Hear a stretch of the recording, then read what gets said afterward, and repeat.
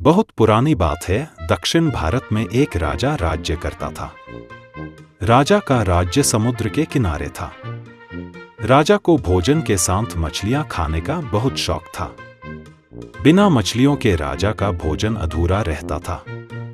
एक बार की बात है, राजा के राज्य में बहुत तेज तूफान आया, जिसके कारण कोई भी मछुआरा मछली पकड़ने के लिए समुद्र में नहीं जा सका।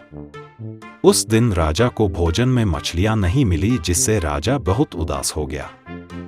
राजा ने जब अपने मंत्रियों से इस बारे में पूछा तो उन्होंने बतलाया कि इतने तेज तूफान में समुद्र में मछली पकड़ने जाना अपनी जान पर खेलने के समान है, इसलिए कोई भी मछुआरा समुद्र नहीं जा रहा है।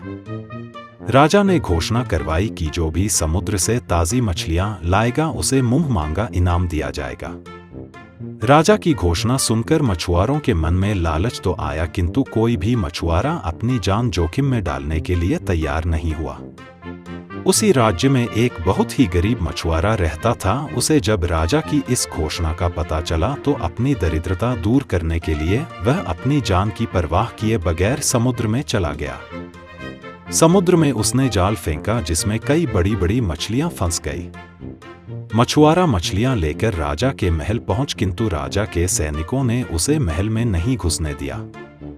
राजा के एक खास मंत्री ने मछुआरे को ताज़ी मछलियों के साथ देखा तो मछुआरे को अपने साथ राजा के पास ले जाने के लिए तैयार हो गया। मंत्री जानता था कि राजा मछलियां देखकर बहुत अधिक प्रसन्न होगा और इसके बदले मछुआरे को बहुत सारा धन देगा, इसलिए उसने मछुआरे के समक्ष एक शर्त रखी कि जो भी इनाम मिलेगा उसका आधा हिस्सा मंत्री अपने पास रखेगा। मछुआरा मंत्री की बात मान गया और मंत्री मछुआरे को लेकर राजा के पास पहुंचा। मछुआरे के पास ताजी ताजी मछलियां देख राजा बहुत खुश हुआ। राजा ने मछुआरे को मुंह मांगा इनाम मांगने के लिए कहा। मछुआरा राजा से हाथ जोड़कर बोला, महाराज, मुझे 20 कोड़े मारे जाएं।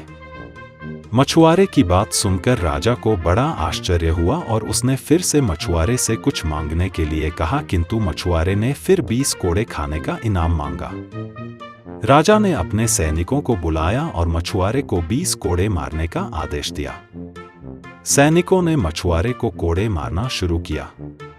10 कोड़े खाने के बाद मछुआरा राजा से बोला, महाराज, मुझे आप जो भी इनाम देंगे उसका आधा हिस्सा मुझे मेरे हिस्सेदार को देना पड़ेगा, इसलिए बाकी के 10 कोड़े मेरे हिस्सेदारी को दे दिए जाएं। मछुआरे की बात सुनकर राजा को फिर आश्चर्य हुआ और राजा ने उसके हिस्सेदार का नाम पूछा। मछुआरा मंत्री की तरफ इशारा करते हुए बोला, महाराज, यही मेरे हिस्सेदार हैं। इन्होंने ही मुझे आपके पास लाने के बदले प्राप्त इनाम का आधा हिस्सा मांगा है। राजा ने मंत्री की ओर देखा तो मंत्री ने शर्म से अपना सर झुका लिया। राजा ने आदेश दिया कि बाकी की 10 कोड़े मछुआरे के हिस्सेदार को मारे जाएं। सैनिकों ने राजा के आदेश पर मंत्री को 10 कोड़े मारे। राजा ने मंत्री को उसके लालच के कारण अपने मंत्री पद से हटकर राज्य से बाहर कर दिया और मछुआरे को बहुत सारा इनाम देकर विदा किया।